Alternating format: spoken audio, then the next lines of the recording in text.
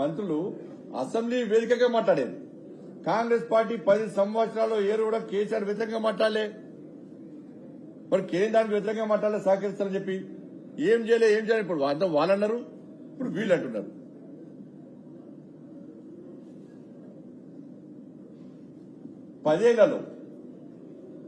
ఈ 10 ఏళ్లలో కేంద్ర ప్రభుత్వం ద్వారా కేంద్ర ప్రభుత్వం 10 లక్షల కోట్ల నిధులు కేటాయించింది తెలంగాణ రాష్ట్రానికి. 10 ఏళ్లలో గతంలో 9 సంవత్సరాలకు సంబంధించి కిషన్ రెడ్డి గారు పూర్తిగా పవర్ పాయింట్ ప్రజెంటేషన్ చూపెట్టడం జరిగింది. దాని తర్వాత ఇంకో 1 ఏళ్ళు 10 లక్షల కోట్లు ఇచ్చినాం. మనం 10 ఏళ్లలో 10 లక్షల కోట్ల రూపాయల నిధులు మనం సంక్షేమ పథకాలు గాని, అభివృద్ధి నిధులు గాని, రుణాల రూపకంగా మనకి కేటాయించిన విషయం వాస్తవం. ఆధారాలతో సహా అనేక ప్రాంతాల్లో అనేక సందర్భాల్లో మేము స్పష్టం చేయడం జరిగింది. అవి చెప్పినాకనే కేసీఆర్ అనుమూసుకుని సప్లై కొన్నాడు. ఆ ఉరుడు బంద్ చేసినప్పుడు కేసీఆర్ మన 10 ఏళ్లలో ట్యాక్స్ డివల్యూషన్ వివిధ కేంద్ర పథకాల అమలు కోసం ఈ 10 ఏళ్లలో 6,75,000 కోట్ల రూపాయలు ఖర్చు చేసినామని. ఇలా కొనుగోలు వడ్లు పత్తి సేకరణ కోసం, కొనుగోళ్ల కోసం ఇలా పండించిన ప్రతి గింజ మేమే కొంటాం, కేంద్ర ప్రభుత్వం పెత్తనం ఏంది అని చెప్పి గతంలో కేసీఆర్ మంత్రివర్గం అన్నారు. నేను అనేక కొనుగోలు సెంటర్ తిరిగినాను.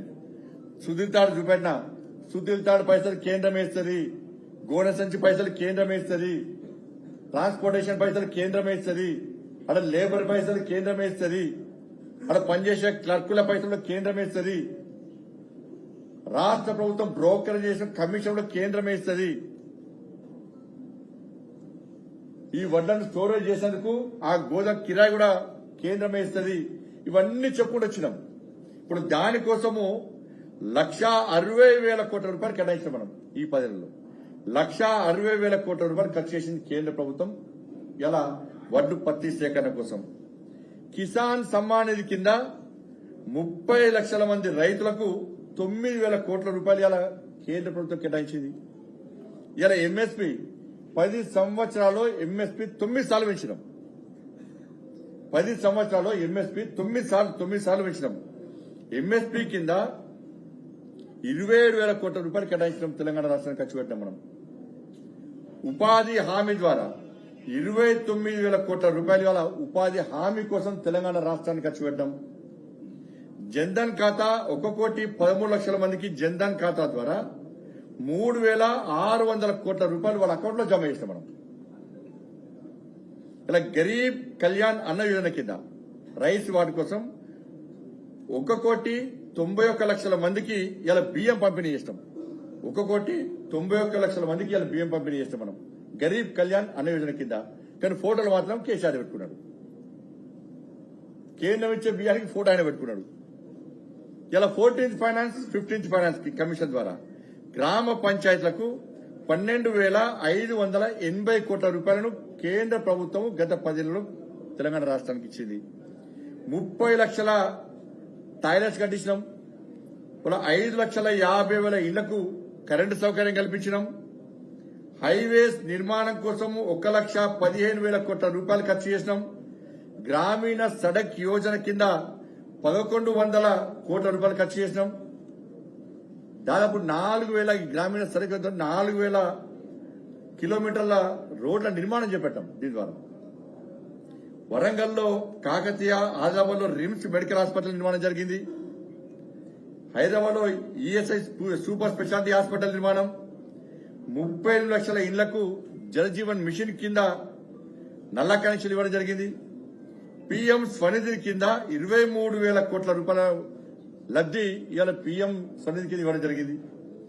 ఆయుష్మాన్ భారత్ స్కీమ్ కింద 80 లక్షల మందికి పైగా లబ్ది ఇవ్వడం జరిగింది. లాస్ట్ వాళ్ళ 11,80,000 మందికి వాళ్ళ గ్యాస్ కనెక్షన్ ఇవ్వడం జరిగింది ఈ ఏడాది మార్చిలో. దాంతోపాటు మన ఎన్నికల కంటే ముందు కూడా ప్రధానమంత్రి గారు ఈ రాష్ట్రంలో పర్యటించినప్పుడు అనేక అభివృద్ధి కార్యక్రమాలు ప్రారంభించడం జరిగింది. మన గత ఏడాది మార్చిలో ప్రధానమంత్రి గారు ఆదిలాబాద్ పర్యటనలో 56,000 కోట్ల రూపాయలు, సంగారెడ్డి పర్యటనలో 6,800 కోట్ల రూపాయల వ్యయంతో నేషనల్ హైవేస్, రైల్వే లైన్ వంటి అభివృద్ధి పనులు ప్రారంభించడం జరిగింది. మనోహరాబాద్ సిద్దిపేట కలుపుతూ కొత్త రైలు మార్గంతో సహా రైలు ప్రాజెక్టును అంకితం చేయడం జరిగింది.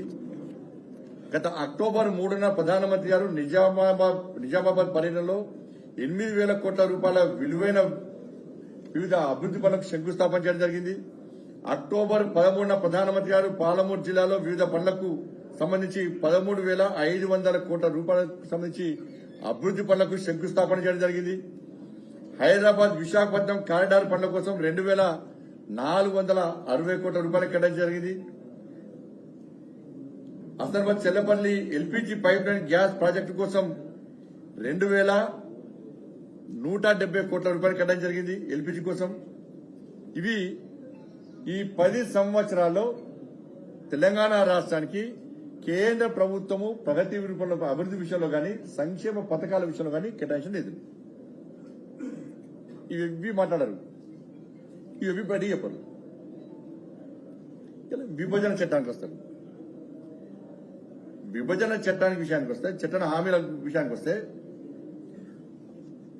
6,323 కోట్లతోని గతంలో మూసేసినటువంటి రామగుండం ఎరువుల కర్మాగారాన్ని పునరుద్ధరించిన విషయాన్ని అందరికీ తెలిసిందే. ఇవాళ 4,000 మెగావాట్ల యూనిట్ల కరెంటు ఉత్పత్తి లక్ష్యంగా ఇవాళ ఎన్టీపీసీ 11,000 కోట్ల వ్యయంతో 2 యూనిట్లు పూర్తి చేస్తాం. వాళ్ళని 11 కోట్ల వ్యయంతో 2 యూనిట్లు పూర్తి చేస్తాం. ఇప్పటికే 1,600 మెగావాట్ల విద్యుత్తును మనం వాడుకుంటున్నాం తెలంగాణ రాష్ట్రానికి. అప్పుడు కాంగ్రెస్ పార్టీ ప్రభుత్వం తెలంగాణ ఏర్పాటు విషయంలో తెలంగాణ రాష్ట్రం ఏర్పడితే తెలంగాణ మొత్తం అంధకారం అవుతుంది, మిమ్మల్ని ఎవరు పట్టించుకోరు అని చెప్పి అప్పుడు కాంగ్రెస్ పార్టీ మాట్లాడిన తర్వాత తెలంగాణ రాష్ట్ర ప్రజలకు ఇబ్బంది రావద్దని చెప్పి కేంద్ర ప్రభుత్వం సానుకూలంగా స్పందించి ఇలా 5 యూనిట్లను ప్రారంభించడానికి పూర్తి 100% ఖర్చు కేంద్ర ప్రభుత్వం అందే. 100% ఖర్చు కేంద్ర ప్రభుత్వం అందే. 6 యూనిట్లను మేము ప్రారంభించడానికి సిద్ధంగా ఉన్నాం. మేము దానికి మీరు సహకరించాలని చెప్పి అప్పుడు ప్రభుత్వం పడితే